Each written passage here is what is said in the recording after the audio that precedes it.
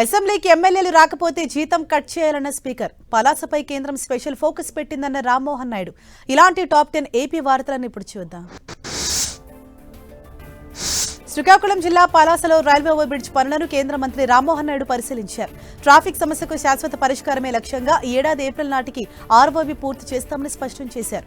అలాగే ఆర్పీఎఫ్ బ్యారెక్లో తాత్కాలిక కేంద్రీయ విద్యాలయాన్ని తనిఖీ చేశారు. పలాస అభివృద్ధిపై కేంద్రం ప్రత్యేక దృష్టి పెట్టిన మంత్రి రామ్మోహన్ నాయుడు తెలిపారు. కేంద్ర బడ్జెట్లో రైల్వే శాఖకు అధిక నిధులు కేటాయించడమే కాకుండా ఏపీకి బుల్లెట్ ట్రైన్ అవకాశాలు కల్పించారని విజయవాడ ఎంపీ కేశినేని చిన్ని అన్నారు. విజయవాడలో రైల్వే డీఆర్ఎంతో కలిసి ప్రెస్ మీట్ నిర్వహించిన MP Kesineni Vijayawada railway station భారతదేశంలోనే అతిపెద్ద రైల్వే స్టేషన్గా అభివృద్ధి చెందుతుందని తెలిపారు. అమరావతి పర్యటనపై గేట్స్ ఫౌండేషన్ వ్యవస్థాపకులు బిల్ గేట్స్ ఎక్స్ వేదికగా పోస్ట్ చేశారు. ఏపీలో ఆరోగ్యం, వ్యవసాయం, విద్యా రంగాల్లో ఏఐ ఆధునిక సాంకేతికలు, నవీన ఆవిష్కరణల ద్వారా అభివృద్ధిని వేగవంతం చేస్తున్న తీరు ఎంతో స్ఫూర్తిదాయకమని కొనియాడారు.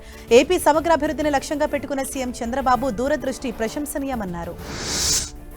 విధులు సక్రమంగా నిర్వర్తించిన ఎమ్మెల్యేలను ప్రజలు రీకాల్ చేయాలని శాసనసభ స్పీకర్ అయ్యన్న పాత్రుడు కీలక వ్యాఖ్యలు చేశారు. అసెంబ్లీకి రావడం ఎమ్మెల్యేల విధి అని, కానీ కొందరు అసలు సభకే రాకుండా జీతభత్యాలు తీసుకోవడం తగదన్నారు. ఉద్యోగులు రాకపోతే వారికి జీతాలు కట్ చేసి చర్యలు తీసుకునే నిబంధన ఎమ్మెల్యేలకు ఎందుకు వర్తించకూడదని స్పీకర్ ప్రశ్నించారు. ఎమ్మెల్యేలు శాసనసభకు రాకపోతే వారిపై అనర్హత వేటు వేసే నిబంధన చట్టం రాజ్యాంగంలో ఉంటే దాన్ని ఫాలో కావచ్చని మండలి ప్రతిపక్ష నేత బొత్స సత్యనారాయణ అన్నారు. అసెంబ్లీలో సభ్యులు డిజిటల్ హాజరు నమోదుకు తాము వ్యతిరేకం కాదన్నారు. సీఎం చంద్రబాబు పదవిలో ఉంటూ తన సంస్థ ద్వారా టీటీడీకి నెయ్యి సరఫరా చేయిస్తున్నారని విమర్శలు గుప్పించారు. అంబటి రాంబాబు ఇంటిపై జరిగిన దాడి కక్షపూరిత రాజకీయ పరిణామాలపై రాష్ట్ర వ్యాప్తంగా చర్చ జరుగుతోందని మాజీ మంత్రి అమర్నాథ్ అన్నారు. రాంబాబును హతమార్చాలని జరిగిన దాడిలో బాధితులను జైల్లో పెట్టారు. దాడికి పాల్పడిన వారు, ప్రేరేపించిన వారు బయట తిరుగుతున్నారని ఆయన ఆరోపించారు.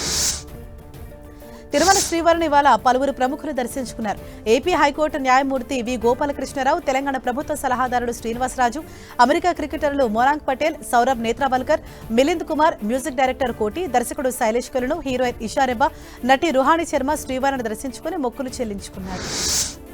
పల్నాడు జిల్లా చిలుకలూరుపేట పురుషోత్తమలో ఉన్న శివాలయంలోని ధ్వజస్తంభం కూలిపోయి ప్రహరీ గోడపై పడింది. 30 ఏళ్ల క్రితం స్థాపించిన ధ్వజస్తంభం కూలిపోవడంతో దాని స్థానంలో నూతన ధ్వజస్తంభాన్ని ప్రతిష్ఠిస్తామని శివాలయ కమిటీ సభ్యులు స్పష్టం చేశారు. రాత్రి 12 గంటల సమయంలో కూలటంతో పెను ప్రమాదం తప్పినట్లయింది. జిల్లా కూనవరం మండలం వెంకటాయపాలెం గ్రామంలో ప్రేమించి పెళ్లి చేసుకుంటానని ఓ గిరిజన మహిళను మోసం చేశాడు ఓ యువకుడు. గ్రామ సచివాలయంలో డిజిటల్ అసిస్టెంట్ గా పనిచేస్తున్న అంబోతు నరేష్ అదే గ్రామానికి చెందిన సోడే ప్రేమకుమారి 5 ఏళ్లుగా ప్రేమించుకుంటున్నారు. తనకు న్యాయం చేయాలంటూ బాధితురాలు PS లో ఫిర్యాదు చేసింది.